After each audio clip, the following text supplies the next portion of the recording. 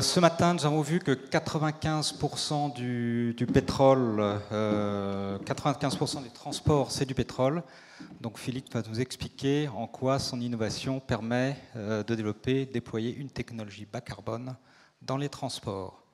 Maintenant, il nous faut le bip.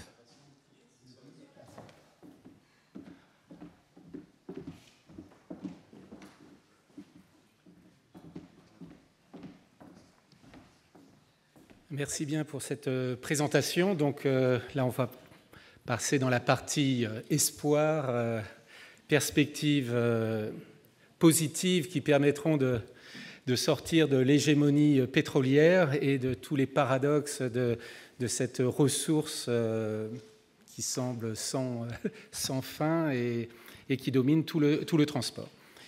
La vision, alors je suis désolé, je ne suis pas islandais, hein, donc le seul exotisme viendra de cette présentation en anglais, mais qui est juste pour la décoration. Notre philosophie d'entreprise, c'est de fabriquer, de produire du méthanol bas carbone, c'est-à-dire du carburant liquide, décarboné, afin de permettre du transport durable. Le principe de la technologie est simple chimiquement. On produit de l'hydrogène par électrolyse de l'eau à partir de l'électricité. L'électricité, comme on l'a dit, là, il y a peu de pétrole et le chemin de la décarbonation de l'électricité est tracé, même s'il n'est pas encore une réalité. Donc, on a le premier composant, c'est l'hydrogène. Ensuite, les entreprises produisent souvent du CO2. On capte le CO2 et on fait la fusion dans notre usine de cet hydrogène et du CO2 pour produire du méthanol qui peut être utilisé directement dans le transport. Avec cette technologie permet l'émergence de trois business models, de trois types d'acteurs qui peuvent être impliqués dans cette chaîne de valeur.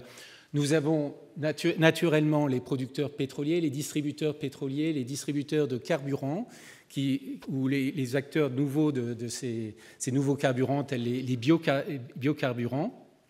Ça, c'est les premiers acteurs. Les autres acteurs, c'est aussi le secteur électrique, car on entrevoit tous les problèmes de stockage, de traitement de l'intermittence des renouvelables. Et cette technologie, par la technologie de l'électrolyse, permet d'apporter de nombreuses solutions de stockage chimique de l'électricité. Et le troisième type d'acteurs, ce sont les industriels donc, qui produisent dans leur processus du CO2. Et comme on l'a dit par l'EPE, que de plus en plus sont sensibles aux contraintes et aux objectifs de réduction de CO2, sont motivés de valoriser ce CO2. Donc, nous, en particulier, nous cherchons à développer avec la société Solvay donc, un projet qui permettrait de contribuer à leur objectif ambitieux de diminuer de 40% leur intensité carbone. Ah oui, j'ai oublié le point important. Donc, il faut quand même un cadre réglementaire favorable. Alors, cadre réglementaire, tout de suite, on va dire subvention. En fait, on ne demande pas grand-chose, mais simplement un peu de stabilité. Ce processus, on est consommateur d'électricité, donc on espère être bien rentré dans le cadre de classification des consommateurs électro-intensifs, cadre statut qui existe actuellement dans la réglementation française. Et dans la réglementation française, il existe déjà un dispositif de soutien aux biocarburants. Ce dispositif doit être actualisé en fonction de la nouvelle directive qui a été votée l'année dernière et qui inclut des carburants renouvelables d'origine non biologique qui doivent rentrer dans la composition du pétrole. Donc cette adaptation est attendue cette année, donc nous comptons beaucoup dessus. Et si ce cadre est confirmé, nous espérons lancer au moins 2 projets, enfin 2 études très détaillées pour des usines importantes de production de l'ordre de grandeur de 50 000 tonnes par an. Actuellement, cette technologie existe, hein, donc ça c'est le schéma de cette technologie, et une usine a été construite en Islande en 2012, construite sans subvention et produit depuis 2012. Et nous valorisons ce méthanol qui est même ultra bas carbone dans des niches existantes que l'on trouve sur le marché européen. Sachant que la directive qui a donné un statut à ce genre de produit n'existe que depuis octobre 2015. Mais on a réussi à trouver des consommateurs en Suède, un peu aux Pays-Bas, aussi on est en Islande, qui valorisent cette propriété de carburant qui à la fois est renouvelable, bas carbone et n'est pas en concurrence avec la chaîne alimentaire. Pour ceux qui connaissent l'Islande, on est sur le site du Blue Lagoon. Hein, donc l'usine qui est derrière, c'est l'usine de géothermie dont les rejets créent ce bassin du Blue Lagoon.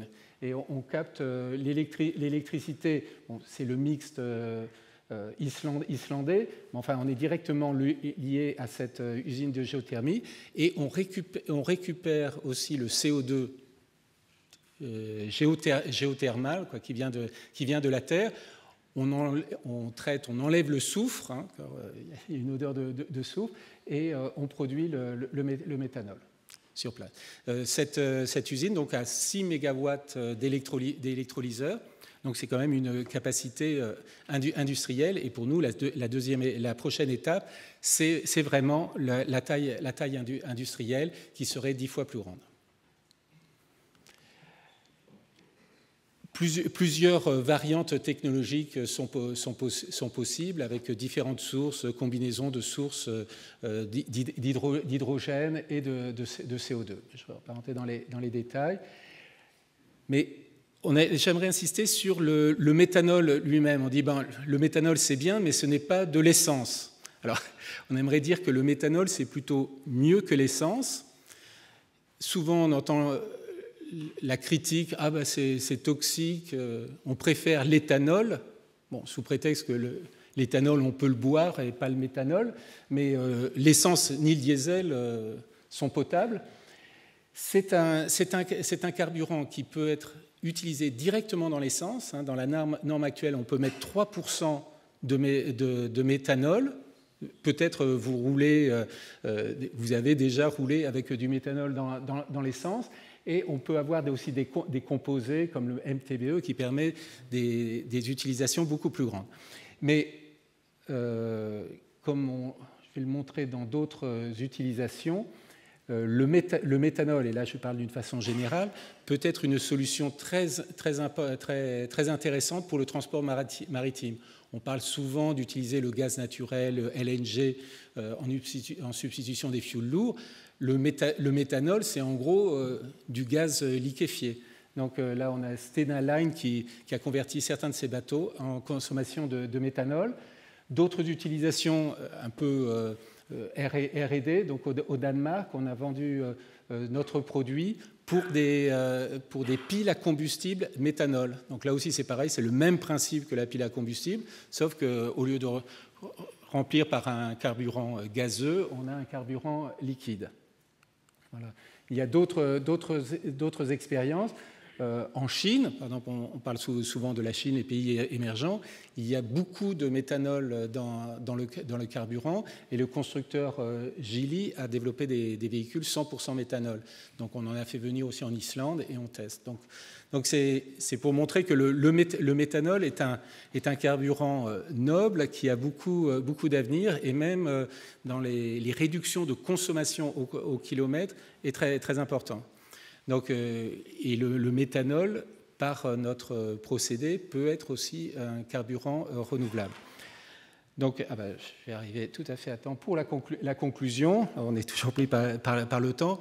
que on voulait dire donc trois messages. Donc, il existe une possibilité de faire du méthanol renouvelable, et cette technologie permet de substituer directement l'utilisation du pétrole. C'est une production qu'on a dit qui n'est pas en concurrence avec la filière alimentaire. Donc il y a tout le débat indirect land use change n'est pas affecté.